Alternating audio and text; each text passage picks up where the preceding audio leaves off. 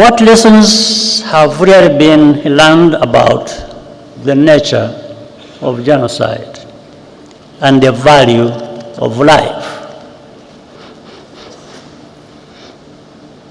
I want to share a personal story, which I usually keep to myself.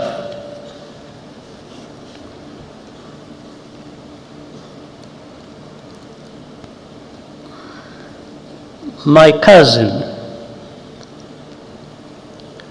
in fact, a sister, Florence,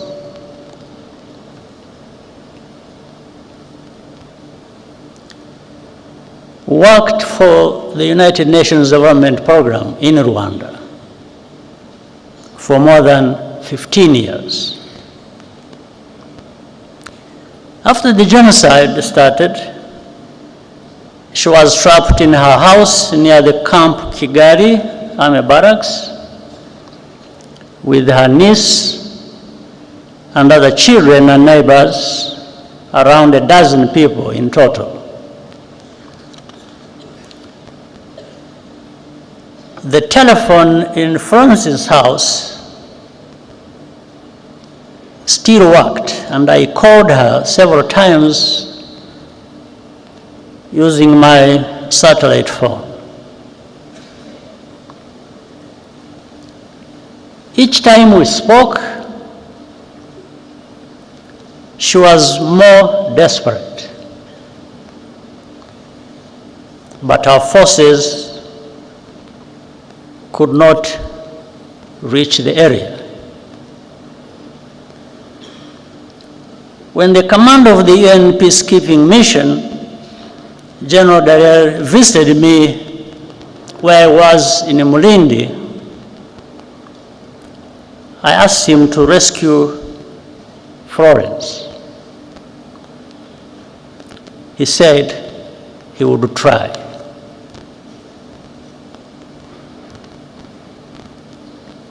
The last time I talked to her,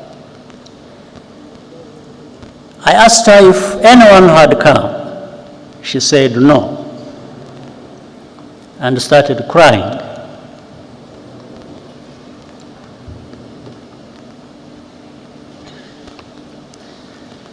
Then she said, "Paul, you should stop trying to save us. We don't want to live anymore anyway."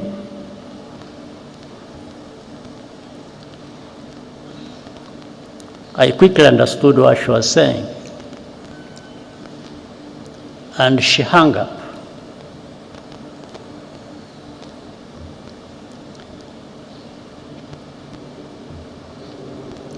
At that time, I had a very strong heart, but it weakened a bit because I understood what she was trying to tell me.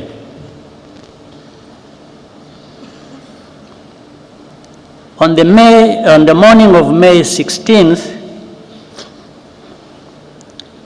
following a month of torture, they were all killed, except for one niece who managed to escape, and thanks to a good neighbor. It later emerged that a Rwandan working at the UNDP betrayed his Tutsi colleagues to the killers. Witnesses remember him celebrating Florence's murder the night after the attack. He continued his career with the United Nations for many years, even after evidence implicating him emerged. He's still a free man, now living in France.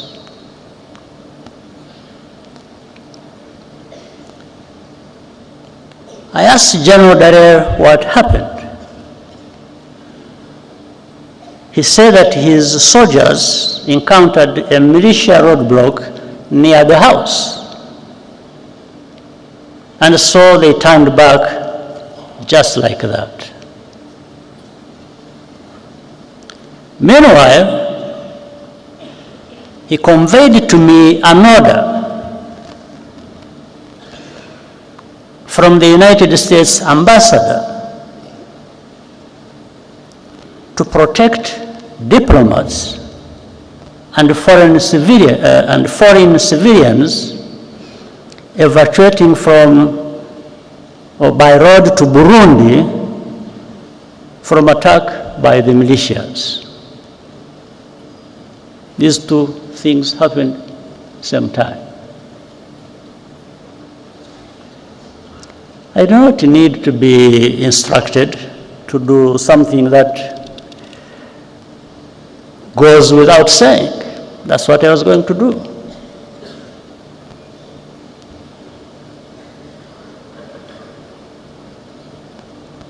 But the militias ran away,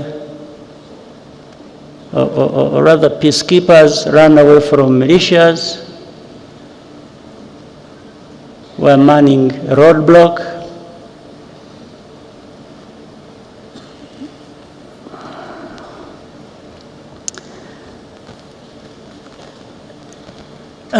I do not blame General Dallaire. He's a good man who did the best that could be done in the worst conditions imaginable, and who has consistently borne witness to the truth despite the personal cost.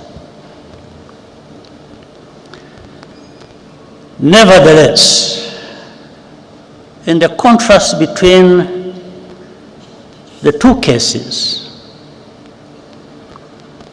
I took note of the value that is attached to different shades of life.